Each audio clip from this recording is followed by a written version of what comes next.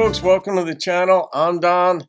I'm going to be taking a look at a biochemistry professor explaining a problem with evolutionary theory. I don't know who this gentleman is. I don't know what his argument's going to be. My take on evolution and those who decry it, that are strict creationists, that God popped us on the planet Earth at some point, maybe 6,000 years ago, maybe prior, depending on one's views, and those who absolutely say evolution occurred. Any line of thinking is subject to critique and criticism. And not criticism just to say, oh, that's so bad, like on an emotional level, but I mean to actually examine the evidence and say where it works, where it doesn't, and find a better explanation for it. That's it. So I don't know what he's going to say about this. My thinking is that it's been dichotomized or bifurcated, where you're either a creationist or an evolutionist. And natural selection is the way in which we arrived. Now, fair enough. It does seem, because of the way all the information has been handed down to us in our current age, in our current time, that it's either one or the other. I always leave the possibility open that there may be a third explanation. I'm not quite sure. Maybe evolution did occur, but natural selection, there may be pieces of it that we need to understand better. Maybe the matter in the universe came from a creator, a designer somehow, and evolution was the way. That doesn't make sense to me, because if there's a loving God, it doesn't seem very loving to have evolution, which is a very cruel process, be the mechanism by which you bring, or the means by which you bring about humanity, because 99.9% of species, no matter what you look at, basically have died. They've gone extinct because adaptations tend to be harmful to the host, not beneficial to its host. So species die off, still are dying off at a pretty high clip. And that's just the way it works. So is there another explanation? I don't know. But that's the backdrop as to why I can take a look at something like this, because I'm more philosophical in nature. Let's see what this biochemistry professor, what he does with Darwin's theory, natural selection, and evolution, and what the issues are. Now, it turns out if any of these parts are missing, the trap doesn't work. So not only is it complex, it's what I called irreducibly complex. You can't take a part away and still have it work. If you took away this hammer, the mice don't get caught. Take away the spring or the holding bar, any of the pieces, it doesn't work. Now, the problem for Darwin's theory is that, number one, the molecular foundation of life is run by machines. The cell is run by actual machines made out of molecules. People find that fantastic, but hey, that's the way it is. There are little machines that act like outboard motors that can propel cells along, and other machines that carry cargo from one part of a cell to another. And those machines, just like pretty much any machine, and including the Mousetrap, have a number of different parts performing different roles, and they're all needed for the machine to work. Yeah, I had listened to a seminar, read a book, or both some years ago, not that in the distant past, within the past decade, that there's something in each cell in the human body. I think there's something like 250 different types of proteins that comprise that cell, each of which is necessary for the proper functioning of the cell.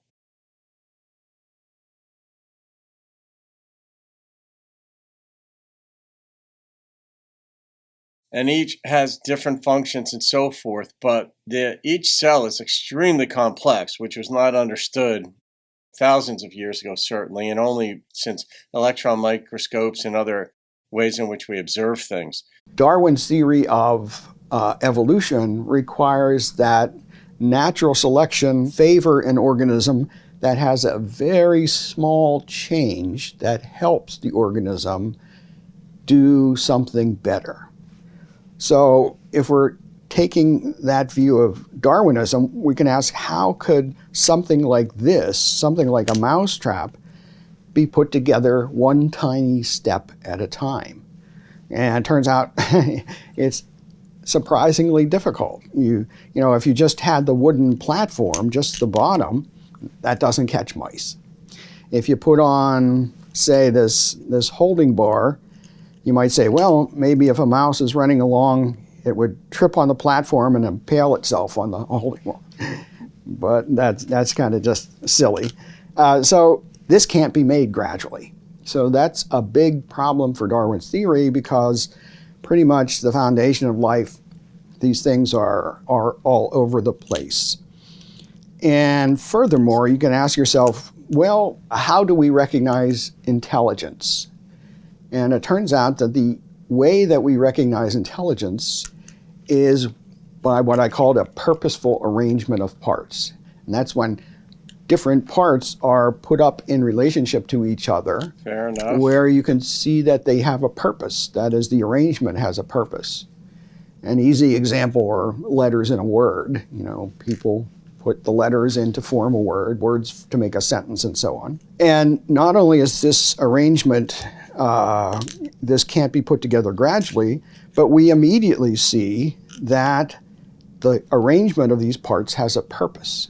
And so we immediately grasp the intelligence that was needed to produce something like this. And again, I can't emphasize enough that Darwin didn't know anything about the foundation of life. He and his contemporaries thought that the cell was a little piece of jello, protoplasm, they'd call it. And it was mysterious, did cool stuff, but they didn't know how, so they pretty much ignored it. But modern science has shown that the cell is a lot like a ultra-sophisticated nanoscale factory, far, far beyond anything that humans could produce. And again, they're just chock full of machinery that is much more sophisticated than this simple little mousetrap. So not only have I become skeptical of Darwin, but you can readily see the design in life. So I've argued that many of these machines were purposefully designed. That word purpose is interesting too, because there are tautological implications to it. And I like this. This is the type of discussion that I absolutely love, because it makes me think. This is a very good point, that in order for something to function properly, which in evolutionary theory would suggest it's got to survive, the parts need to be there. And then then there's the happy monster problem, which is a way of describing, okay, let's say an organism through natural selection, let's say, adapted, and it's self-replicating. Well, firstly, to get to the point of being self-replicating, what happens is you've got one cell, or one being, if you will, one life form, but it's just one. They tend not to adapt in droves. And so initially, anyway, when we go back as the thought experiment, because we weren't there, if there was a primordial soup, and however it's theorized that cell life came about, then what did it mate with? So that's the hopeful monster, maybe it's called. So then what then does it mate with? Then you say, all right, well, the first cells were self-replicating. Well, that adds infinite, maybe not infinite, numbers of complexities to what's required for it to survive. And so there are difficulties. And I understand his point here that you need all the pieces in order for it to survive. The eye, for example, I was watching something with Dawkins and Hawking, and he said that the eye, somehow they've come up with the idea that it's gone through like 40, I'll just call them changes. And I'm not quite sure how you figure that out, but that it's adapted in 40 different ways. And I don't know if it's theory or if it's beyond that. Knowing Dawkins, it's beyond that there'll be some evidence somewhere, maybe a lot of it for that. But the tautological implications of referring to, in this analogy, a mousetrap, that each part has a purpose. In one sense, that begs the question, because one of the reasons that we may be able to look at how things formed in the universe, how matter coalesced if there was a singularity and a big bang and things exploded out at such rapid speeds, velocities, and such high temperatures that it had to be exactly right for electrons and neutrons and protons to coalesce and then eventually form the matter that we see in the universe, the elements, and then carbon life, and then here we come about. Well, one of the argument is that the only reason we can even contemplate these things is because they did happen exactly that way. There are an infinite number of civilizations that are not talking about anything because things did not happen exactly the way they needed to. So in a sense, we have survivor bias where we can even question our own existence and saying that the probability is so slim that this would happen. But here's the difficulty. If you say, after an event happened, what is the likelihood of that event having happened? And the probability is 1, because it happened. If you say before an event, what is the likelihood of all, people who are into sports betting and they do parlays and, do an 8-part parlay, and even if you assign a 50-50 probability to each, you wind up with incredible odds against you of it happening. So you're going to say, you're not going to win the parlay. You may put $2 down and you might win $1,000 on it or whatever the odds are, but you're just throwing away $2. People have fun with that kind of thing. But when it comes to the creation of life in the universe and matter coalescing, and then our sun forming, and then life coming about, and we become like this, the argument goes that the only reason we can question it is because it did happen. The probability is 1. It isn't an improbable event. It's only improbable before the event happens. And that's where the talk of purpose comes in, where I say there is a begging the question element here, or a tautological element here, because you're saying, well, why does it have purpose? Well, because it aids in human activity. Well, how do you know it aids in human activity? Because it has purpose. And it's not unlike survival of the fittest. That's also tautological in the sense that who are those that survive? Well, those that are the fittest. How do you know they're the fittest? Because they survived. So you've only got 2 terms introduced here, and you go round and round and round. That makes it circular.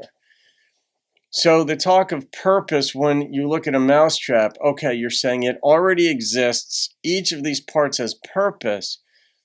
And that is akin to me to saying, looking back and trying to understand where the matter in the universe came from and how we fit into all that, and saying, well, take a look at all these things having happened.